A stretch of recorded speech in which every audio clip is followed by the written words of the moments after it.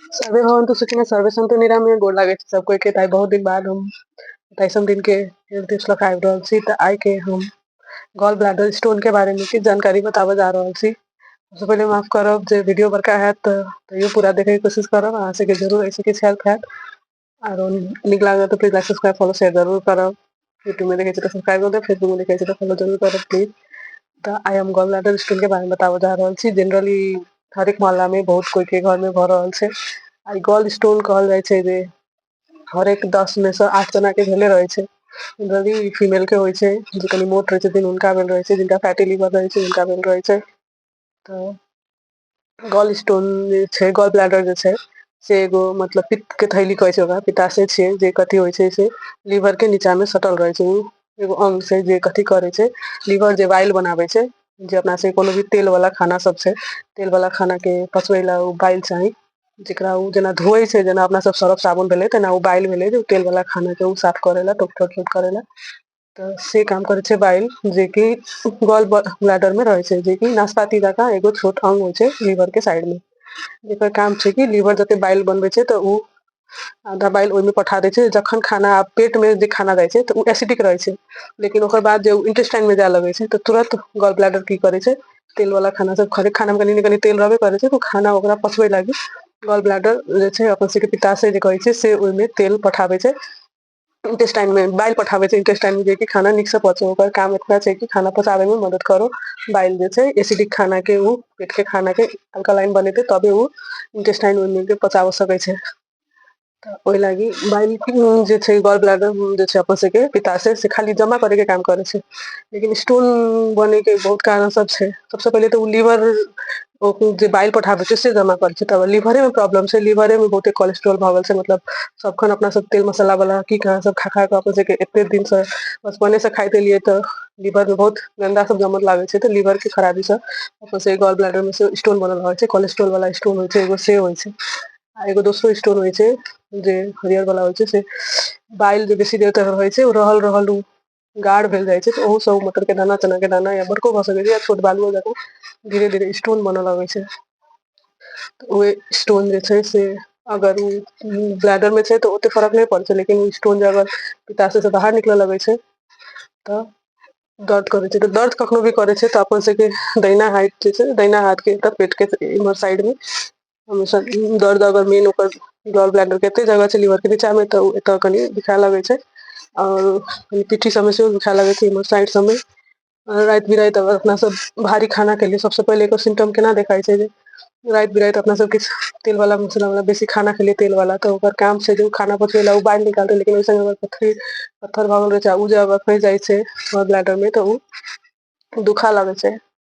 उ जे अगर पत्थर निकलऽ लगै छै, कतौ पाइप में फँसि जाइ छै नस में, जे इंटेस्टाइन में उ बाइल पठाबैत रहै छै अपन सबके छोट आँत में, तऽ ओइ ला दुखाय लगै छै। लेकिन एलोपैथी में एकर एगो सिंपल इलाज एतबे छै कि अहाँके ऑपरेशन करे ला कहै छथिन। आब तऽ शॉर्टकट ऑपरेशन सब भऽ गेल छै, लिप्रोस्कोपी कहै छै, जे दूरबीन सब जकाँ धऽ कऽ, कैमरा धऽ कऽ ऑपरेशन कऽ के निकालि दै छै गॉल ब्लैडर, जे बाद में स्टोन नहि होय। ओइमे जाके नहि फँसै, कियाकि ओइमे से स्टोन निकलनाइ मुश्किल होइ छै, आरो फेर उ बार बार फँसि सकै छै। लेकिन ई लीवर के बीमारी छै। लीवर अगर अपना सबके लीवर आ किडनी अपना सबके भगवान शरीर में दूटा अंग देने छथिन, जे साफ करे के बहुत फंक्शन सब छै, लेकिन शरीर के सफाई करे के जिम्मा इहे दूटा अंग के छै। अगर ई सब ठीक रहतै तऽ अपना सब जरूर हेल्दी रहबै। तऽ ई सबके ठीक रखे लागी अपना सबके लीवर के हेल्दी राखऽ पड़लै। फैटी लीवर ई सब भऽ जाइ छै, जॉन्डिस अगर सब भेल रहै छै तऽ ओहो लीवर के बीमारी सब छियै।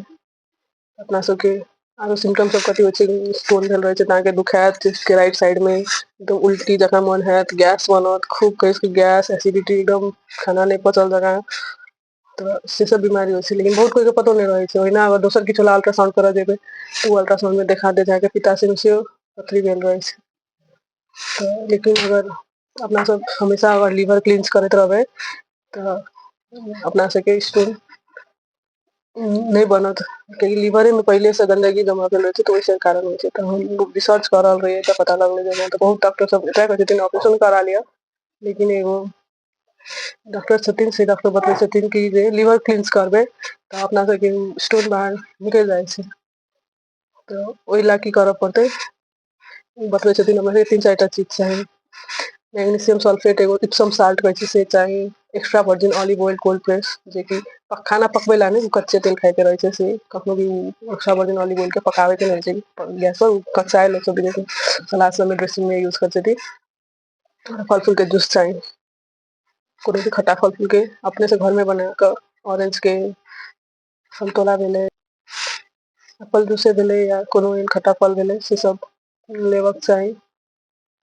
तो ओहिमे अपना सबके की करऽ के छै, जहिया अपना सबके लिवर क्लींस करऽ के छै ओहि दिन सबेर में खाली फल फूल खेबै आरो किछो तेहन खाना साना तेहन किछु नहीं खेबै, किछो सिंपल फल फूल खेबै, फल फूल के जूस पीबै, ओकर बाद जाकऽ दिन में सिंपल कनी के भात खेबै, उसनल तरकारी के उसनल झोर संगे मतलब सिंपल बिना तेल सेल वाला तरकारी सिंपल भात आ कनी के तरकारी खेबै आ साँझ में 6 बजे के बाद से ई काम करनाइ शुरू भऽ जाइ छै तऽ ई करऽ पड़ै छै, लिवर क्लींस के प्रोसेस शुरू भऽ जाइ छै।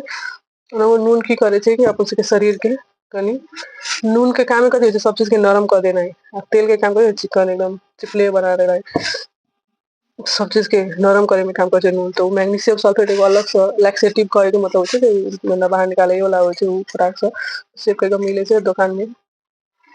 हमहूँ जरूर कोशिश करबै ई टिप्स अपना लेल से फॉलो करै ला।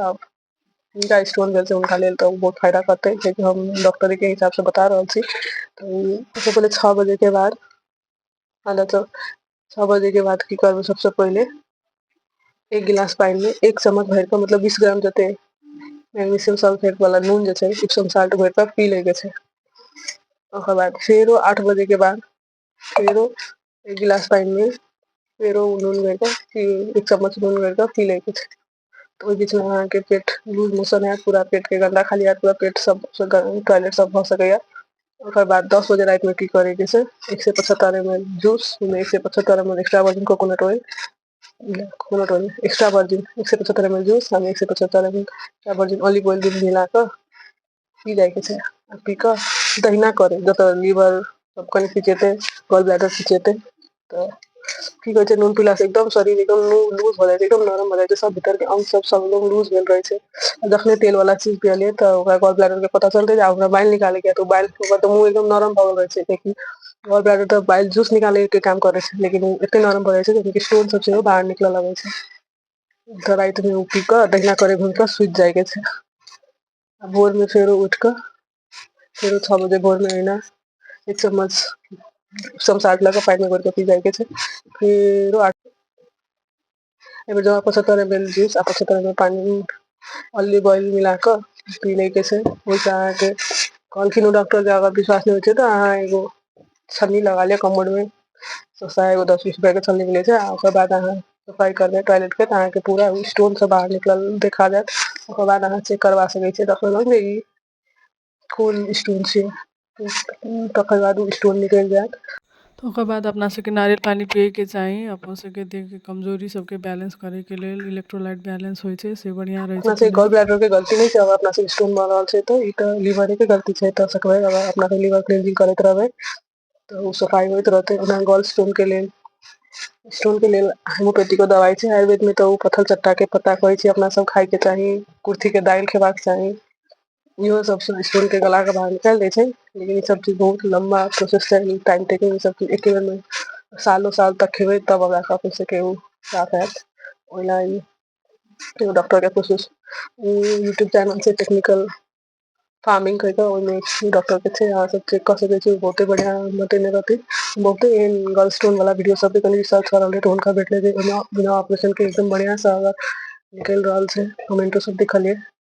जिनका बीपी के बीमारी छै तऽ बीपी के दवाई नहि खायब कियाकि उ ई सब खेला सँ शरीर कनी कमजोर भेल रहे छै कियाकि अपन सबके देह के उ लूज कऽ दै छै, मसल सबके लूज कऽ दै छै। तऽ मैग्नीशियम अपन सबके शरीर के बहुत जरूरी रहै छै, बहुत कारण मैग्नीशियम के कमी भेल रहै छै तऽ बहुत चीज रहै छै अपन सबके शरीर में दिक्कत। तऽ शायद अहाँ सबके ई टिप्स नीक लागल हैत, हमरो बहुत नीक लागल। अगर लोक के गॉल स्टोन के ऑपरेशन बिनाए ठीक भऽ जेतै तऽ बहुत खुशी के बात छै कियाकि बहुत कोई के अगल बगल में सुनने छियै जे ऑपरेशन भऽ गेल छै। आरो ऑपरेशन करबऽ पड़तै अगर ई टिप्स फॉलो कऽ कऽ कोशिश करथिन। ठीक भऽ जेतै तऽ बहुत खुशी के बात छै लेकिन एक बेर खाली केला सँ नहि हेतै। किनको किनको लीवर में बहुत गन्दगी भेल रहै छै तऽ ई 10 बेर 20 बेरो करऽ पड़ि जेतै कनी कनी दिन पर। 20 दिन पर या महीना में 1-2 दिन करत रह पड़ले तब धीरे-धीरे लिवर क्लीन भ जेतै तखन पूरा लास्ट में जखन कोनो स्टोन नहीं खसऽ लगतै तब जाकर ठीक हेतै। कनी ये प्रोसेस टाइम लगतै लेकिन कियाकि अगर लिवर में छै गंदा तऽ उ फेर जाकर बाइल स्टोन गॉल ब्लैडर में स्टोन जाकर जमा भ जेतै तै दुआरे अगर इहो प्रोसेस अगर अपना सबके लिए आ नहीं तो सिंपल जिनका बहुत सीरियस छै उनका तो ऑपरेशने अब जेकर कोनो उपाय नहीं छै दर्द भ रहल छै तब तऽ डॉक्टर जे कहथिन ऑपरेशने करऽ पड़तै लेकिन जे बर्दाश्त कऽ सकै छथिन तकबे हुनके लेल छै सीरियस प्रॉब्लम के लेल नहीं छै। जिनका हल्का-हल्का आब दर्द शुरू हेबऽ लगलैया उ सब ट्राई करथिन त अपना सब एक्सरसाइज करैत रहलियै, वेट मैनेज करैत रहलियै, हेल्दी खाना खाइत रहलियै, कचरा चीज सब सकबे नहीं खेबै तऽ लीवर के क्लीन करै ला खेबै बढ़िया-बढ़िया चीज सब तऽ फायदा करत। आरो जिनका ऑपरेशन भऽ गेल छै शुरू-शुरू में उ सकबे टाइमली खाना खाय पड़तै, जते रेगुलर खाना खेथिन तऽ गॉल ब्लैडर तऽ नहीं छै जिनका अंदाज लगा लै छै फट साफ खाना इंटेस्टाइन में जा रहल छै तऽ उ बाइल जूस कर देतै, लीवर के तऽ हमेशा बनबैत रहै छै आ सीधे इंटेस्टाइन में जाइत रहै छै। टाइमली खाना खेबै तऽ उ टाइम से बाद में लीवरो एडॉप्ट कऽ लै छै, लीवरो धीरे-धीरे बुझऽ लगै छै कखन खाना जा रहल छै ओहि हिसाब से उ जूस पठाबऽ लगै छै, धीरे-धीरे नॉर्मल भए जाइ छै। सकबे बेसी तेल मसाला वाला चीज ओकर बाद अवॉइड करऽ पड़लै, रेगुलर बेसिस पर नहीं खाएब बहुत बढ़िया रहतै। ओहि हिसाब से आशा करै छी शायद टिप्स निकलल हैत। किछ अहाँके कहैके हुए तऽ जरूर कहू, केहन हुए अपन प्रतिक्रिया जरूर दियौ शायद रिसर्च केलियै तऽ कनिके पता लगलै। अच्छा धन्यवाद, गोर लागै छी सबके।